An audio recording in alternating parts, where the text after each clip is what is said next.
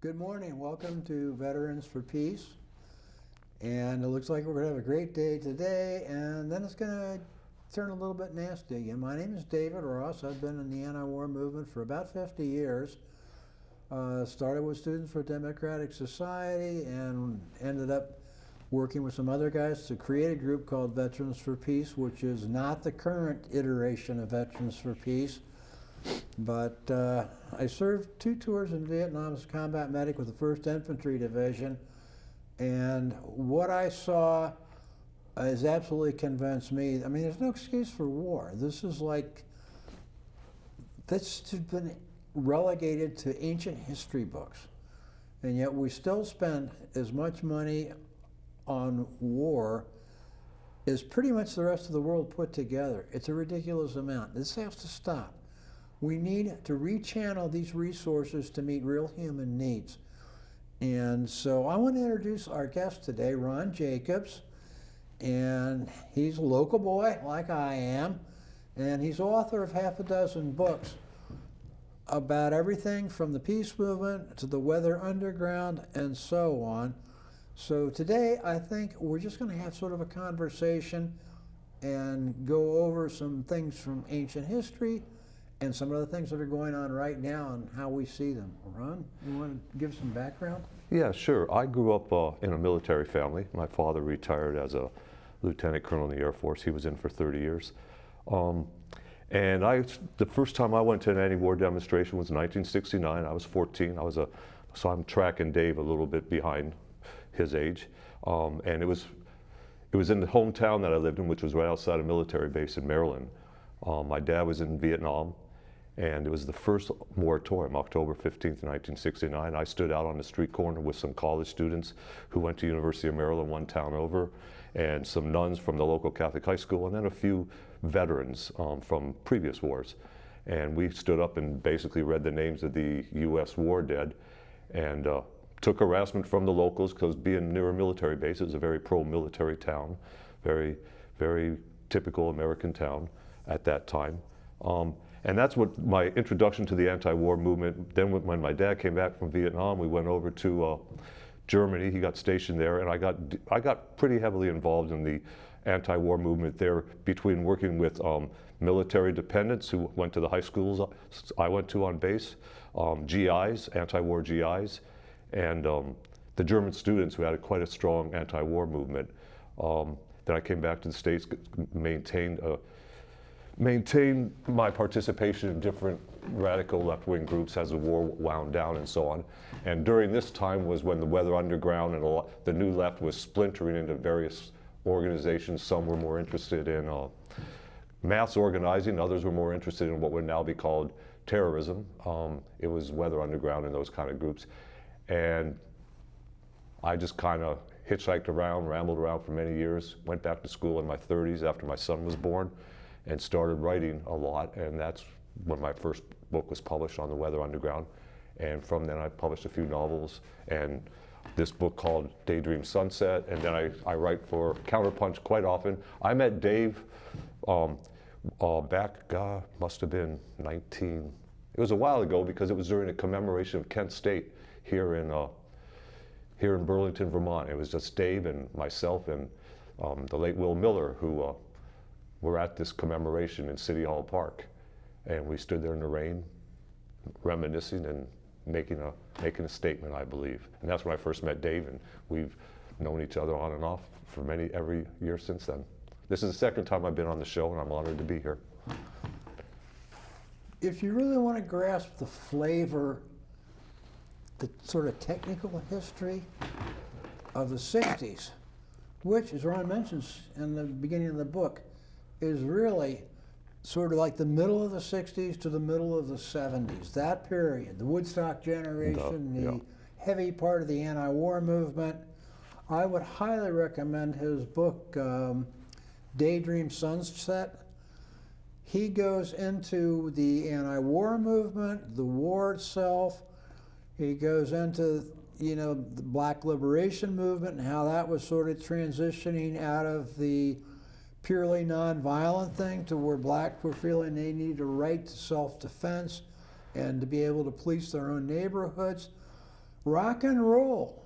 All the different players, the different groups politically, their differences, how they worked together, how they antagonized each other, all the complications of that entire period. I don't know how he did it. He just basically distilled all that into the single book and made it a real pleasure to read. It's a very interesting book, and it will really give you, better than anything else I've read, a good understanding of what the 60s, 70s was, and that's right down to the counterculture, Woodstock Nation, all of it. So do yourself a favor. I'm plugging the book because it's a great book. So, yeah. So that's sort of where you first got interested in politics. I had quite a different reaction because when I got back from Vietnam, my participation in the first demonstration was quite a bit different. I saw all these students, what do they know? And they're marching against my friends, and I just got back. I still got friends over there. I'm finding out that some of them are still being killed, wounded. They're against the people whose my life survival depended on when I was there. And here I am, 3-4 years older than the average as a freshman, the old, typical college student, and I'm looking at all these scumbags desecrating the flag, trotting on my patriotism, and being against my friends. I waded right into that demonstration, fist swinging, and I hurt some people. And it took the police a while to grab me.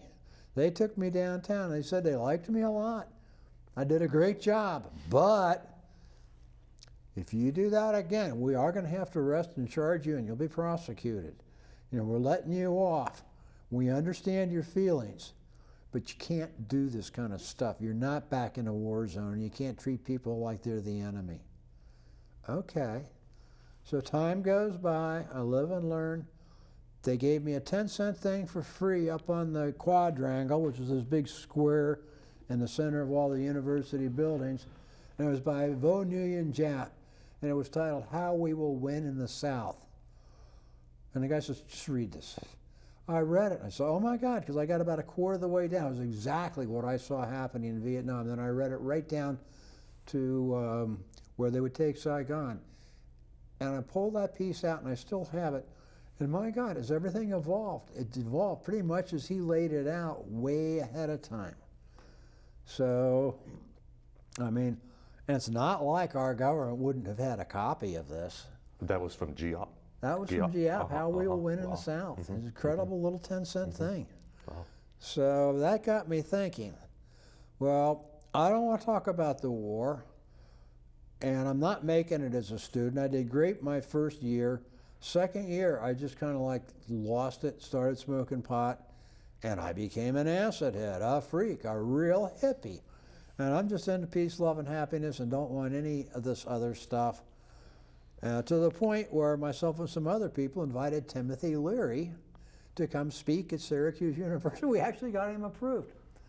And Timothy Leary came, and he spoke to the university, and then he was there for another day. Dow Chemical was recruiting on campus. And Timothy Leary put out that he was going to lead a demonstration against Dow Chemical because they make napalm. Napalm is a very viscous, sticky form of jellied gasoline. You can't rub it off. You can't shake it off. It burns. We dropped huge containers of it, and I just go through a village and set everybody and everything on fire. Well, I've seen it, and I've seen people burn. That I could demonstrate against. So that was my first demonstration. And people asked me if I come talk to their group, and I said, yeah, okay. And the next thing you know, I'm an anti-war speaker, just from experience. So I went to some parties thrown by Students for Democratic Society. They were known for throwing really great parties. And I think the second party I was at, I was sort of ended up over in a corner. And it's like I'm looking at everybody having a good time, and I'm not having a good time. I'm not having any kind of time. I'm starting to cry. And this girl came over and says, "What's wrong, brother?" And I says, "The war. It's all over me. I can't get rid of it." And she just looked in my eyes. She understood everything. She took my head, cradled it in her lap, rubbed my shoulder. That's what I needed. I went home, and I got up strong, and I've been involved in the anti-war movement ever since. Played big shot roles, little shot participant roles, wherever I fit in, whatever's needed, that's what I do, that's where I go. And it sort of became my life, even though I raised a family and held what you would call sort of high-end professional sales jobs at the same time, and got fired from a few of them for the effort. So it's been a really interesting evolution from warrior to anti-warrior. I was in school once, and one of the kids asked me, "How would you define war?" And sort of without thinking about it, I came up with this. War is a socially sanctioned, highly organized, technologically enhanced, totally planned out mass killing of men, women, and children for the accomplishment of a goal. That is, to make a profit. And that's exactly what war is. Right. And that's what it continues to be. I mean, if you look at the, today we pretend like we don't really exist in a state of war, when in reality there's probably, well, seven now. Yeah, you can look at them as 7 little wars or 1 big war. And I always think of like, I remember hearing, I think it was Daniel Berrigan or his brother at some meeting I was at. They were both anti-war priests. Both of them are dead now. You know, but they, I remember him talking about that the Third World War had been going on since the end of the Second World War, and it was actually a war against the Third World, which is what we now call the developing world or the global South or whatever kind of. Or Trump calls those little shithole countries. Yeah, as Trump calls the little shithole countries. And so I agree completely with that idea of war, and you know, it also reminds, or that definition of war, and you know, your story about being the returned GI going to school on the GI Bill and so on out at Syracuse University reminds me, as a dependent living on a military base over in Germany, the military bases, there was what they called Kasernes. My family, I come from a very big family, and so we had too many people to live in the base housing. So we lived in this house that was confiscated from the Germans after World War II from the Nazis, and it was right next to this U.S. military installation that had all the forms that the Department of Defense uses, and they shipped them out to installations all over Europe and the Middle East and so on. So I had a job there every summer, but consequently I hung out with a lot of GIs, servicemen, and the way it worked back then, this was 1971, 72, 73, most of these GIs were men who were returning from their tour in Vietnam. So they had already, because by then they weren't sending people from Germany over to Vietnam very often unless it was a very special MOS that they had for them to do over there. So the experience that David had described having at this party, this Students for Democratic Society party, I used to hang out with the GIs and smoke hash and go to concerts and so on, and I witnessed comparable things a lot from GIs who had been on the front lines, and then being back in semi-civilian life, well, at least not a life where there was war, and they're at a rock concert and seeing everybody having a good time, and they're buzzed on something and trying to figure out why they weren't having a good time. And this kind of leads into something that I know Dave worked on quite a bit, and that if it hadn't existed, if the Vietnam Veterans Against the War had not existed, as long as they did through all their ups and downs and everything, we would not consider it a medical situation, which is PTSD. And basically it had existed from previous wars, but it had always been dismissed. And finally, the people who had it were the weak ones. The weak ones, yeah, and they were the ones they put away in mental institutions or whatever. Criers. Yeah, yeah. And then finally, there was enough, because of the VVAW and various radical members of the American Psychological Association, and some of those people, they actually were able to get it listed originally in the DSM. So no matter what you feel about the DSM, the fact that it was listed meant that it was a treatable disease that had to be acknowledged by the U.S. medical establishment, and that just just thought I'd throw that out there as something that a lot of people don't understand or don't realize, that the Vietnam Veterans Against the War were crucial in having that established. And interesting, Jim Jeffords was the one who actually got the legislation through Congress. Who was a former independent senator from Vermont. He was a Republican, then he left the Republican Party because of George Bush. And he said, I didn't leave the Republican Party. The party left yeah, me. Exactly. Yeah. And we can see that that's even more the case now, as more Republicans, former Republicans, desert the party as it becomes more and more the American version of the Fourth Reich, or whatever you want to call it. I found out, it's an interesting counterpoint. I was stationed in Germany. Ich spreche ein bisschen Deutsch, aber nicht gut, but yeah, anyway. So I'm speaking German. I picked it up. I worked hard. A lot of the guys that just stayed on the base, got drunk, beat each other up. That was the same among dependents and families over there too. Yep. I wanted to get out. I had a Volkswagen Bug that had the big real canvas sunroof. Poor Dr. Weibel wrecked his Porsche. It was like the highest grade you could get without it being an actual racing car. The only thing salvageable from his car was the engine, which interestingly would bolt into a Volkswagen. Yeah. And They were made by the same company. Yeah. Well, Dr. Porsche believes in total interchangeability. Yeah. So you could have a Volkswagen Bug. We had to weld in struts so the back wheels didn't pass the front wheels. And I discovered a little town called Heidenheim. It was a mill town. And guess who populated the mill? Because the wages were so low? Scottish, Welsh, and Irish girls. And boy, would they like to meet some guys that speak English, because they don't speak German. Interesting. And I could get you a date. I mean, if anybody had it made as a soldier in Germany, it was me. And I'd already learned to ingratiate myself to the most important people, like the company clerk that forgets to record your taking leave. Yeah, going off, and stuff like that. So I found out that all the soldiers that were already overseas that volunteered for Vietnam, they all got sent. Why? Because nobody really, I mean, I went in December of 1965, so this is fairly early.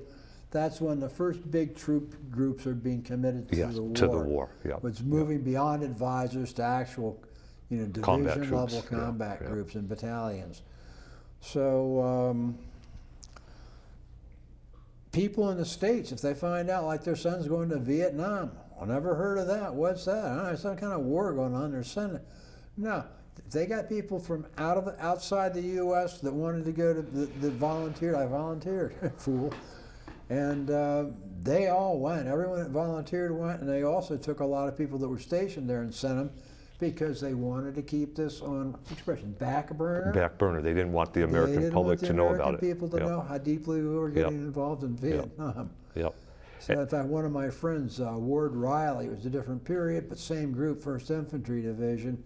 He was stationed in Germany, and he was a war resistor, and he got in all sorts of trouble for deserting, for putting up posters, for mouthing off. But they never threw him in the brig because he was the best mortar guy in the division. And they needed his skill. He could drop a mortar around in your hat.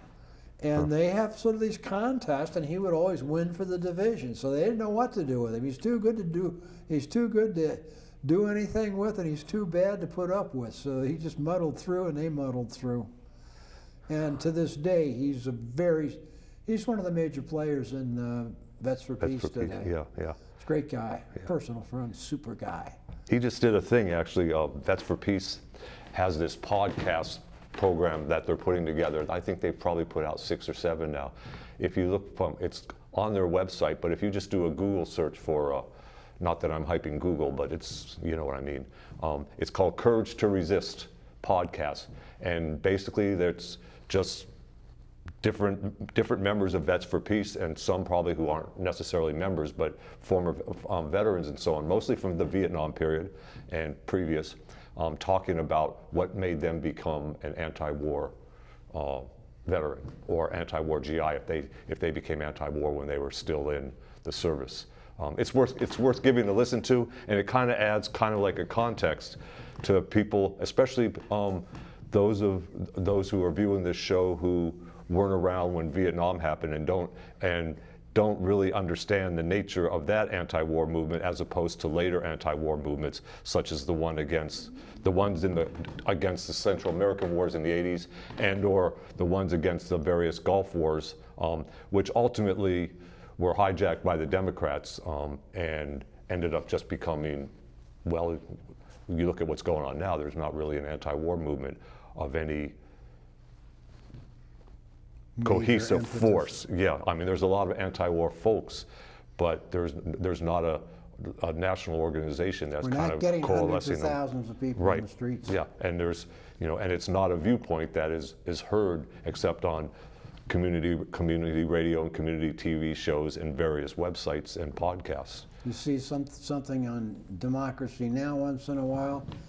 If you like to be up in the middle of the night, you can see some of the stuff occasionally on Al Jazeera. Russian television disappeared.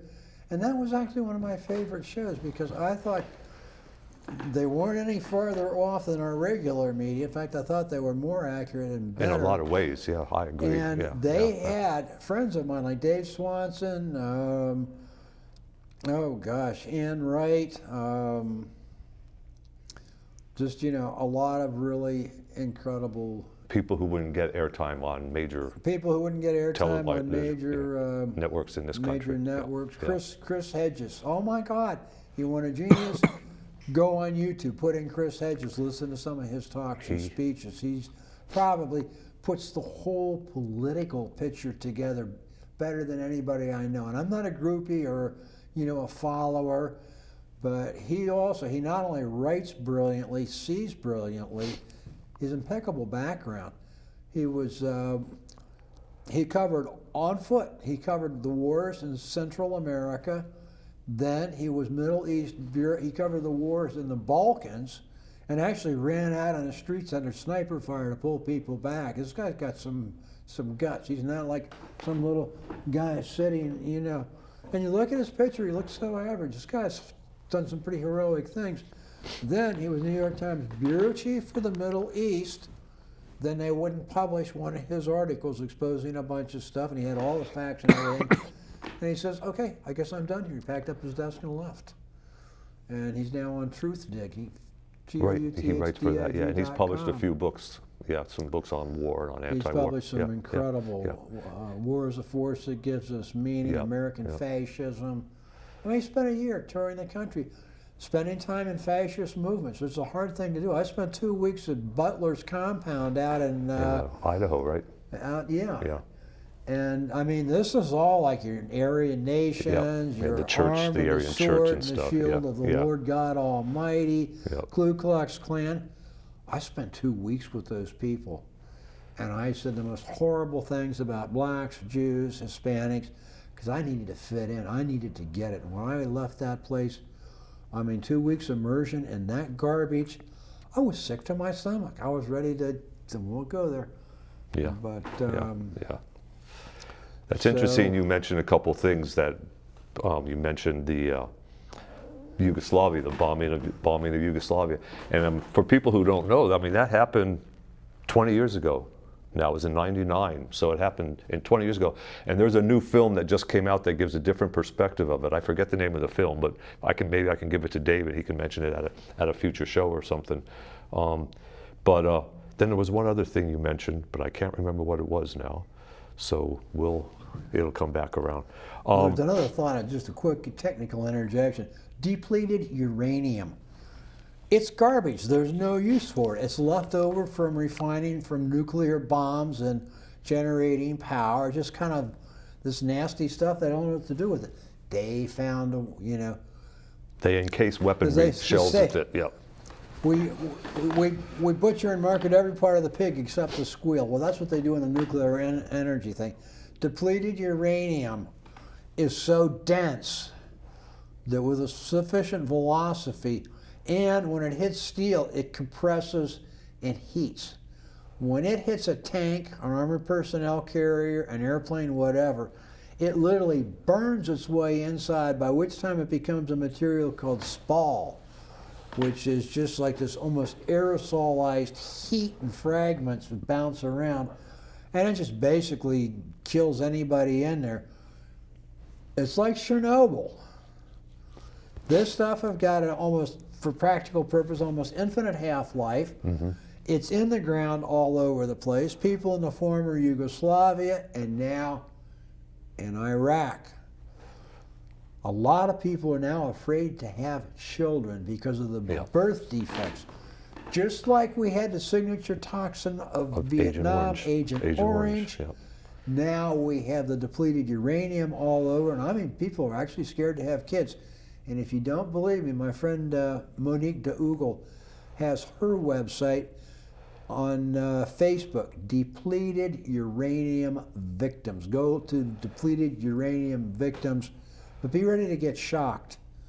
And she pretty much vets the stuff that goes on there. She's taken a number of things down.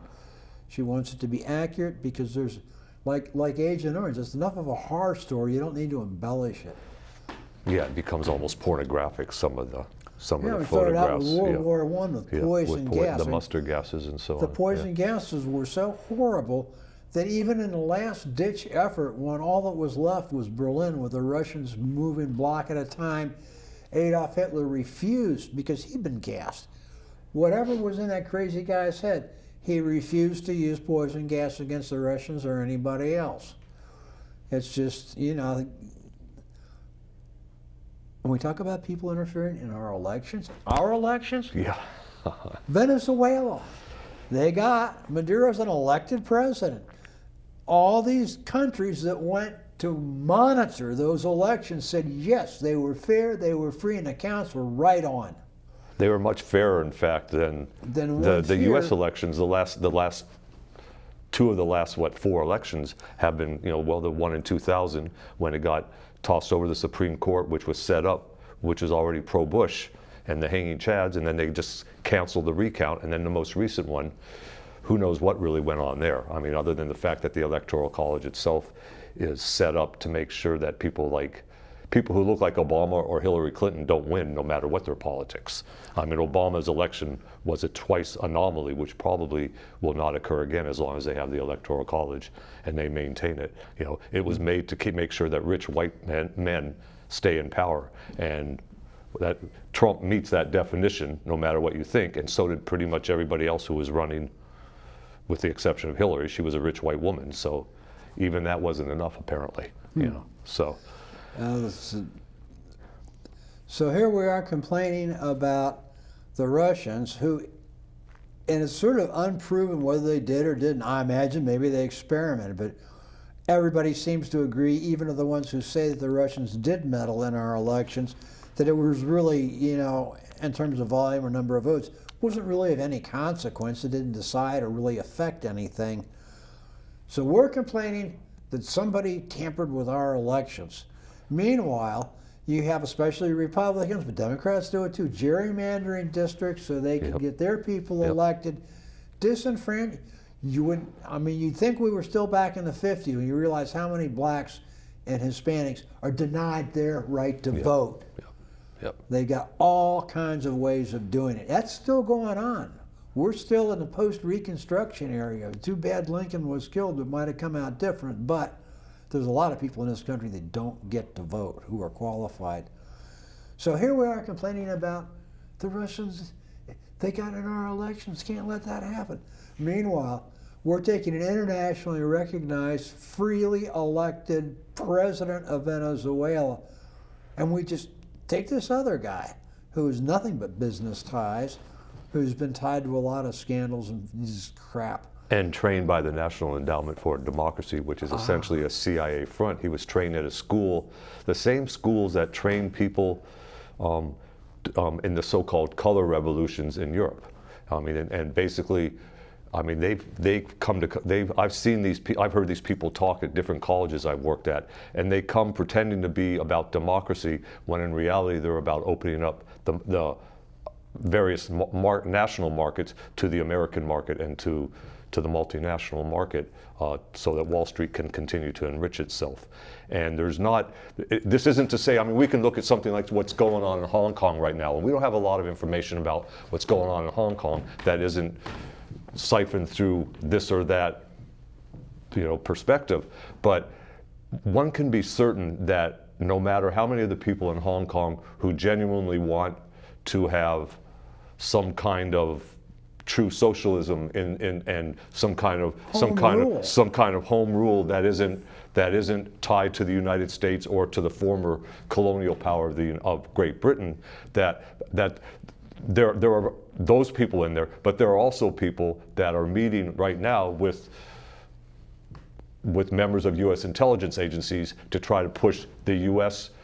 the U.S. agenda through there. And I mean, I'm not champion Beijing, I'm not champion Hong Kong, because like I said, we don't know enough information, but I'm basically saying anytime there's a revolution or some kind of mass popular movement for democracy and that is being championed by the United States government and the newspapers, one should do a little more investigating to make sure to see who's really behind it and what's really going on, because all too often it seems to end up that if that revolution succeeds, that basically all of a sudden they're getting money from the United States to put U.S. markets in there and so on. It's kind of like what happened in Iraq after George Bush and the U.S. military invaded Iraq in 2003.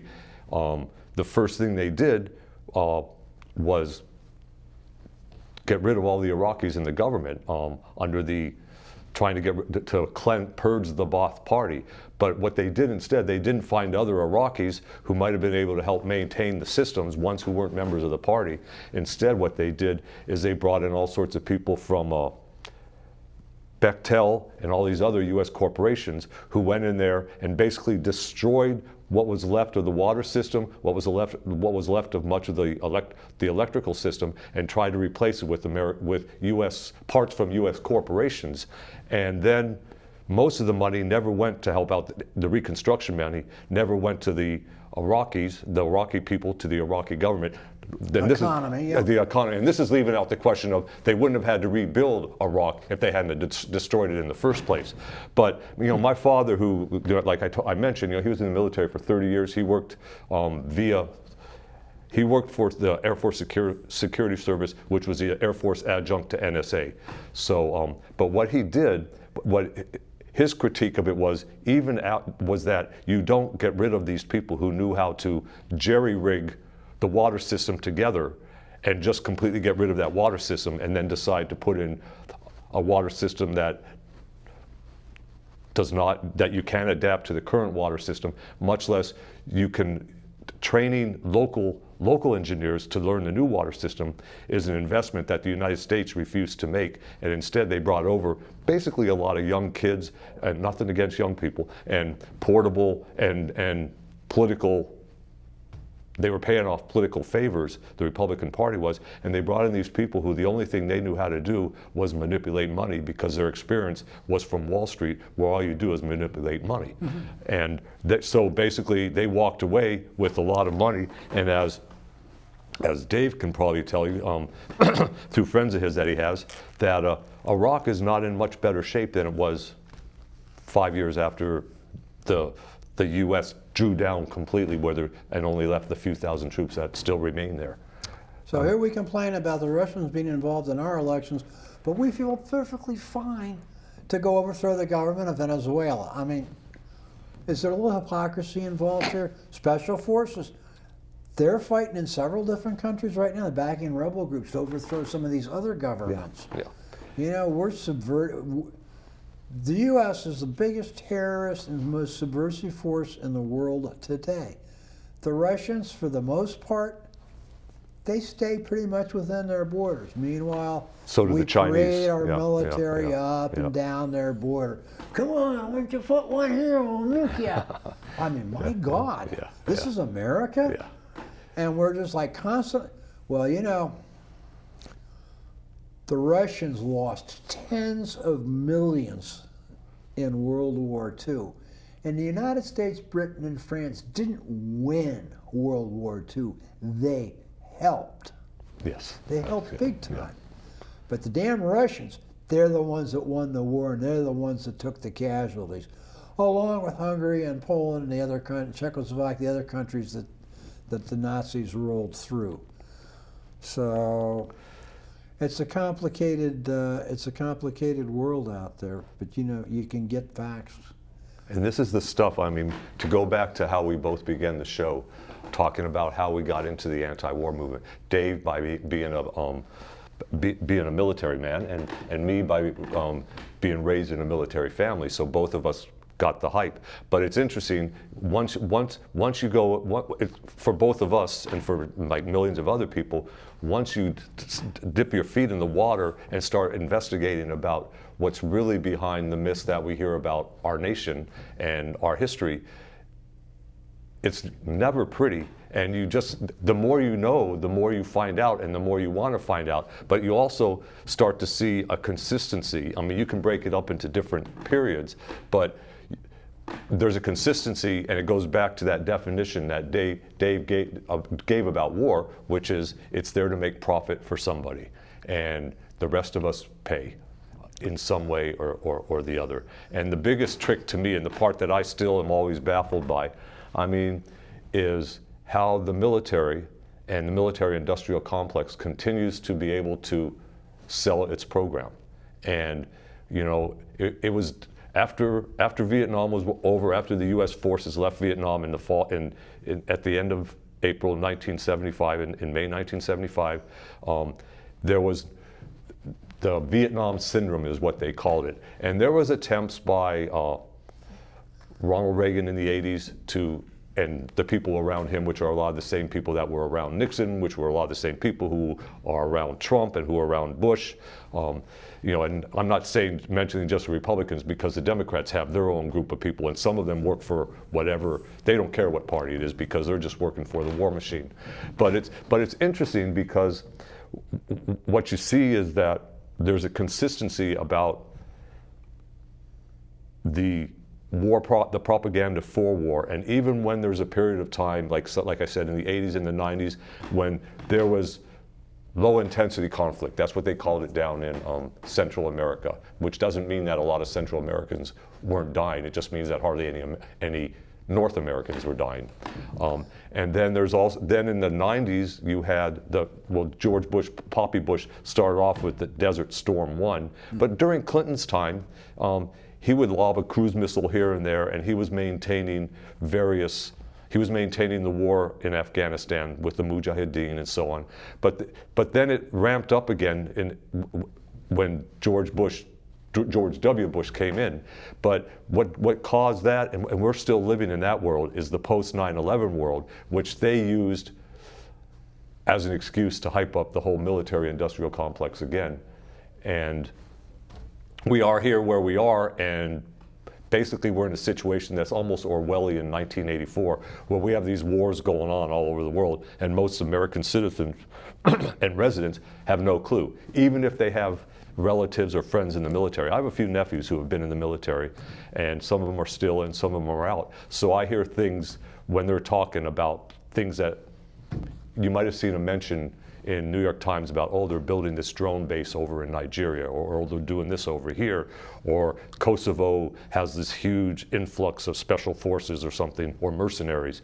But most Americans don't pay attention because there's so much news and so much stuff going on, it's overwhelming. And a lot of them either believe that in the military, I mean, Roxanne Dunbar Ortiz did a great talk a couple years ago here in Vermont about how the military is the only institution in the United States that continues to get almost unquestioned reverence. I mean, you look at it, you go to every big baseball game, every big football game, they got those fighters flying over, and people don't think twice about it. It's just kind of like, it's kind of like Nazi Germany. Yeah, you're on the airplane. Yeah, you're on the airplane, and the pilot says, we have like 4 or 5 military men on our flight today, and everybody stands up and claps for him, and you're just kind of like, what the hell? There's another thing nobody seems to know about Iraq, except myself and some people who are either personally involved with Iraqis. I have Facebook friends all over the world, so I get their opinion. Not that their opinion is right or wrong, but it's a different opinion. Yeah, I get other opinions. Yeah. One of the first things after we took control of Baghdad, we fired the army.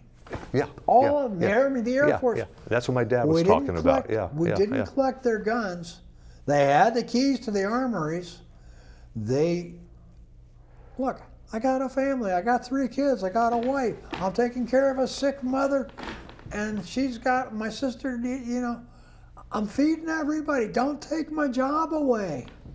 Yep. There That's are why no they jobs. You Yep. blew everything up. But That's why they started the resistance. that's a lot what of them. happened. Yeah. 2 weeks after they fired the military, the bombs started The resistance going off. began. Yeah. And I kept thinking, how stupid. And then all of a sudden, epiphany. They did it on purpose. They knew what would happen. As long as the disorder and destruction and chaos continued, we'd spend all kinds of money and have all kinds of military Yeah, the people occupation there. would And continue. let's talk Yeah, about yeah, Afghanistan. Being buddies with the Lion of the Panjshir. Oh my God, that's so romantic. We were supporting the Lion of the Panjshir. And we were giving them surface-to-air missiles to shoot down the Russian helicopters. We were going to help them get, well, you look at what condition Afghanistan's in right now today. What time is it? Yeah, they're. Yep. What did the Russians do? They got rid out. of the theocracy. Yep. Let women They have an allowed education. women to get divorced, to own businesses, to go to school on the same basis as men. Yep. And to wear. They to broke not have up to wear huge the, estates into small farms so everybody could grow something. It's like one of the most progressive things any country has ever gone into another country to back up. And they started sending all these Afghanis to Russian universities, and they're good universities. And if you don't believe me, go on YouTube, your F-35. Go on YouTube, look up newest Sukhoi, newest Yak, newest Ilyushin. Look at some of the military hardware the Russians have now. These people their Sukhois and MiGs will kick the F-35 out of the sky. In fact, Speary, who spoke up here, he oversaw the development of the F-16. He said if a Sukhoi and an F-35 get into a fight, the best thing that the American can do is punch out of get the hell out of that airplane, because that airplane's dead. Yeah. So we don't even make good military stuff And anymore. this is the point, the arms race. So they're sending all these kids from Afghanistan are going to Russian universities, free, a place to stay. Better food than they ever had in their lives. They're getting healthy. And they're going to go back and they're going to build a modern nation state, even given the fact that Afghanistan is not blessed with the most fertile or resource-rich land. Well, we couldn't have the Russians having a victory and showing that they could successfully birth a new version of a third world country. No, we had to go screw it all up, and look at them now. Gee, thanks a lot, guys. And how about Iran? Oh, they have a theocracy. Well, everything was just fine until they had a democracy. And they elected, in, again, United Nations certified free elections, they elected a president who nationalized the oil because they were getting totally ripped off by the French, British, and Americans. And they said, this oil is a national resource. You can still have oil, but we're going to tax you, and we're going to start drilling our own oil. So, what'd we do? His name was Mossadegh. What'd we do? We overthrew him, and we put in, and it sounds so nice, the Peacock King. Yeah, the Shah. The Shah of Iran, Reni Savak, whatever. Oh, Savak, his secret police. Guess who his big trainers for the secret police? Former Nazis from the SS, the Schutzstaffel, the ones who shot the people in the ditches, ran the concentration camps. That's who our guy hired, and he put the control on his people. And if you spoke up, that's it. Or take you out in the desert, pop, leave you for the birds. So after decades and years of this, they finally had a revolution. And guess what they did? They did a 180-degree turn, and they brought back from exile the Ayatollah Khomeini, and he said, Sharia law emanates from here. Do what you're told because it is from the Quran. So now you have a theocracy. You've got some pretty liberal people who manage to remain and function in that theocracy. So there's all sorts of possible things. But no Iranian ever spit on me or sucker punched me. I mean, I don't have any hostility to the people of Iran. Iran is Iran. The Iranian, see, we don't get it. People will solve their own problem. When it gets bad enough, people organize, they fight back, and they secure their freedom until the next bunch of rip-off artists come along and screw it up again. So what the hell do we care about what goes on in Iran? If they got something to sell and we want to buy it, buy it. Don't look for ways to go to war with them. I mean, for Christ's sakes, these are human beings.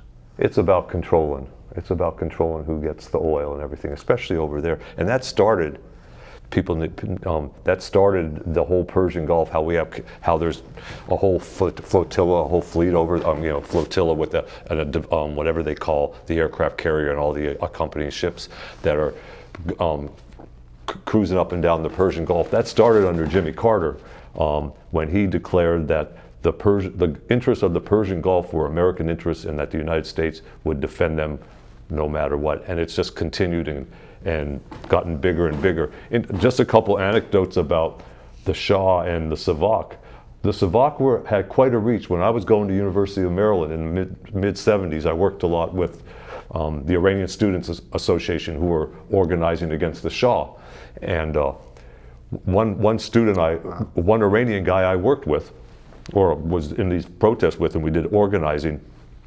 We were at a protest once at University of Maryland, and getting ready to get in some cars to go down to the Iranian embassy because the Shah or one of his peons was going to be there, and a black car rolled up. These two guys came out in suits and gloves, took the guy, sucker punched him, and dragged him into the car, and we never saw him again. We have no idea whatever happened to him. And it was clearly the Savak that did that.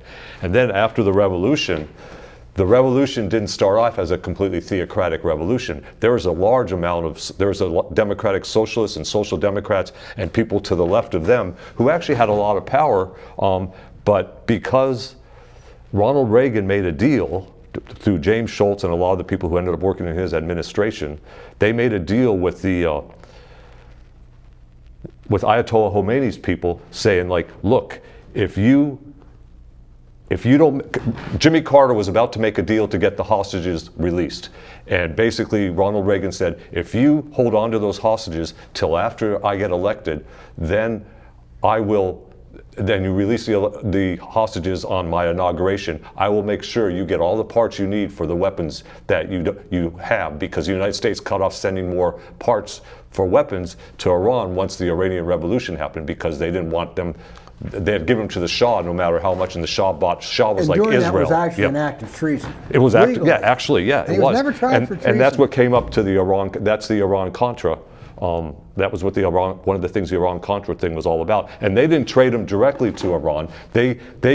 Israel gave them to Iran, and then the United States replenished Israel's supply because they didn't want to have a direct line there. And basically after that, the theocrats had more power, and they forced out the Democratic Socialists and the Social Democrats. They completely forced them out of the country under threat of death, and thousands of them ended up languishing in jails. And as far as the communists and anybody to the left of the Social Democrats, lots of them either converted, went into exile, or like Dave said, they got killed. And that's the tragedy of that revolution. But that's not the same Iran that exists today. And the main reason the United States will always try to whip up this frenzy about, the Iranian theocrats and so on, but they don't really care about who runs Iran. They just want Iran to work for them, and that's the bottom line. And they have this, it's like a revenge thing. They're still ticked off that they were able to throw out their number. The Shah of Iran was a bigger asset to the United States than Israel up until the 73 war, pretty much. And then it was pretty much even Steven. Sometimes people ask, what is the lesson of the Vietnam War? Well, I'll tell you one of the lessons I found. The facts are there. I can document this. I've got stuff. You want to come out to my house and spend a day, I'll bore you to death. He's got stuff. I got stuff. I got boxes Yeah. of stuff. So some of us hang on to it because we don't know when we're going to get called out. We want our documentation. So we deliberately targeted and bombed hospitals and schools in Vietnam. Yep. They were targets. They were on the grid. Drop your bombs on this school. Yep. Drop them on Bach Mai Hospital and all these other hospitals. Drop them on the populated neighborhoods. Because frankly, the Vietnamese, and there was no North or South Vietnam, another story, we don't have enough time for that, but in the northern part of Vietnam, they really didn't have any heavy industry. There wasn't the kind of stuff you go bomb if you're fighting Germany or some other modern, scientifically up-to-date, industrialized country. Most of their stuff is coming from Russia and China, but we're bombing civilian neighborhoods. What's the lesson? The lesson's to every small country in the world. Don't you even think about opposing the United States of America, because horror we will visit upon your people is beyond the bearing of any leader of any political persuasion that has any, not even love, even a slight amount of care for your people. This is what we'll do to you. There are no limits. It was the same lesson we tried to show the Germans when we bombed Dresden. Dresden was like an art. Dresden was like a recreation destination.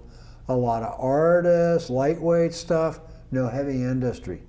Not making Messerschmitt ME-109s, not making cannons, not making rifles.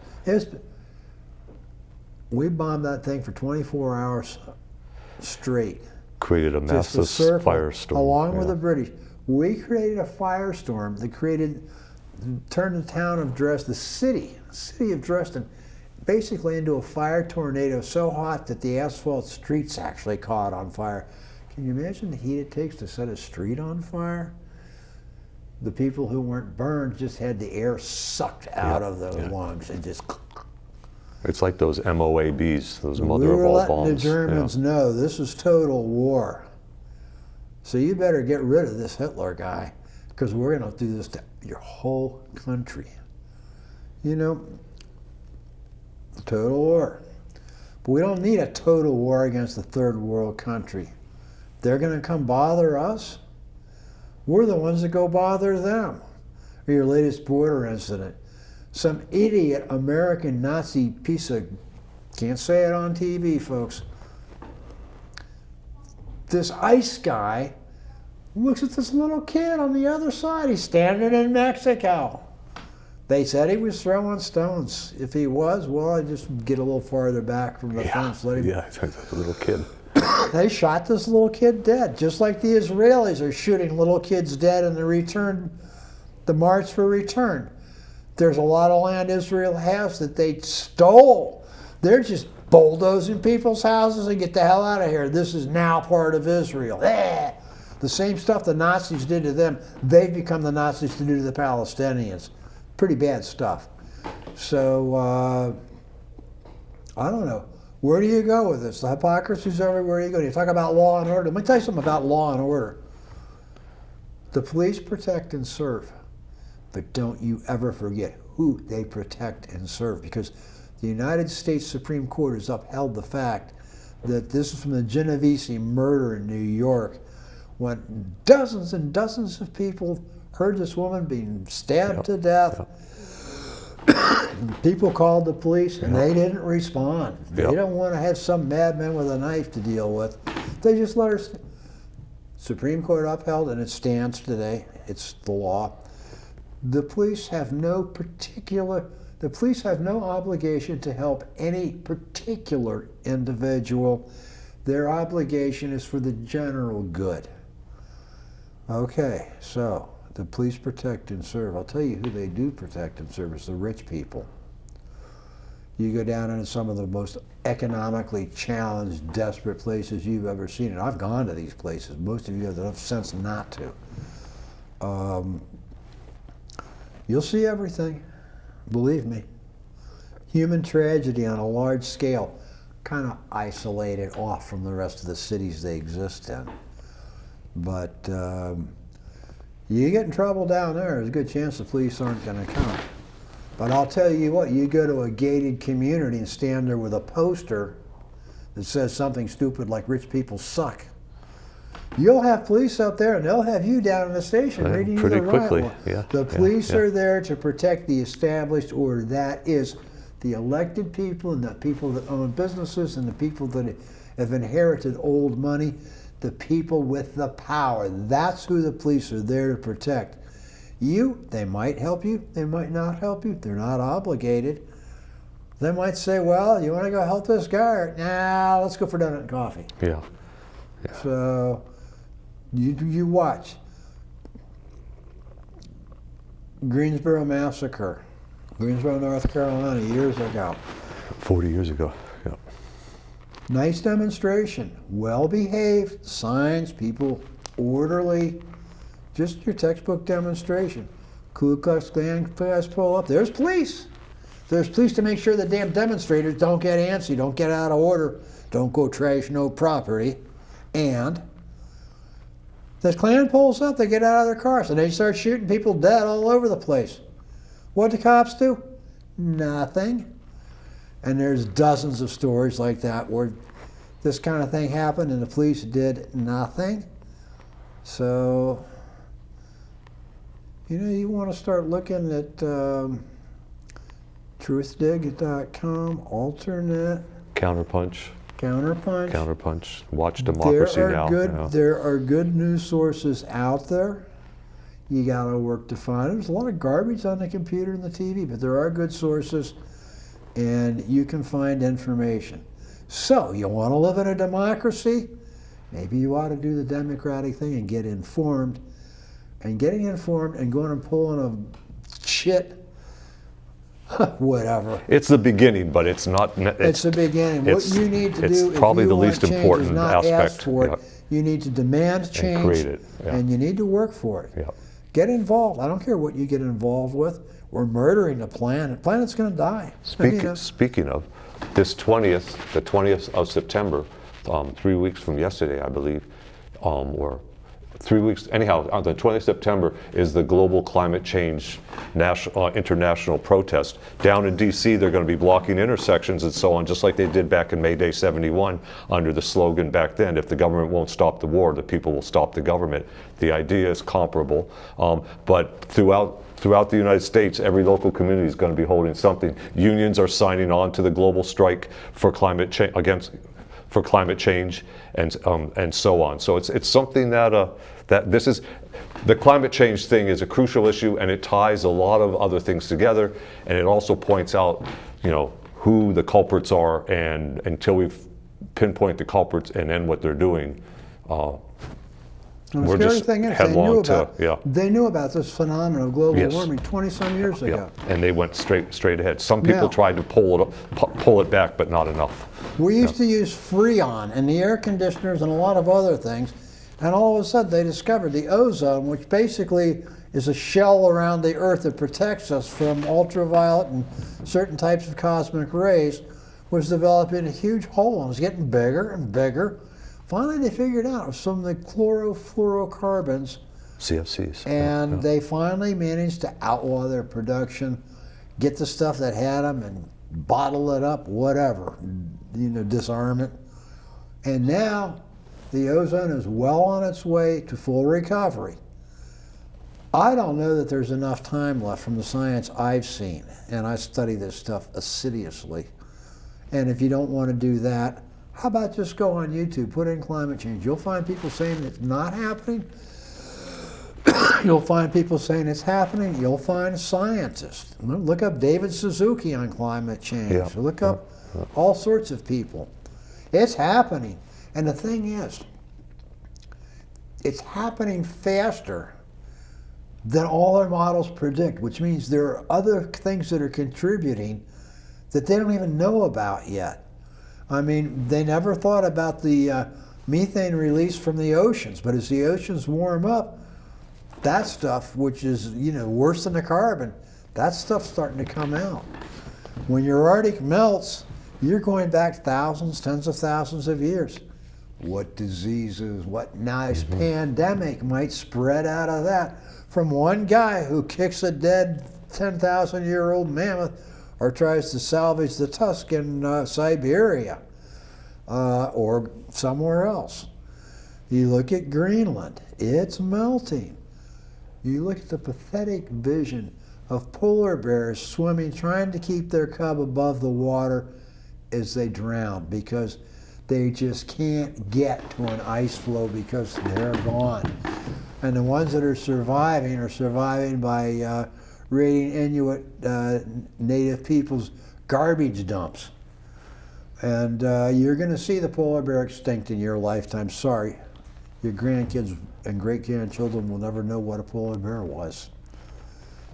Folks, we've really screwed it up. Get out there and do something. That's it. So we through. On that cheery note. On that note, I think we hit our 2 minutes. Yeah. And we're good. Fight the power. See you next month, and this will rerun more times. Thanks, Dave. Thanks, Ron. Great having you here. Yeah, always. Let's go pee again and go home. Okay.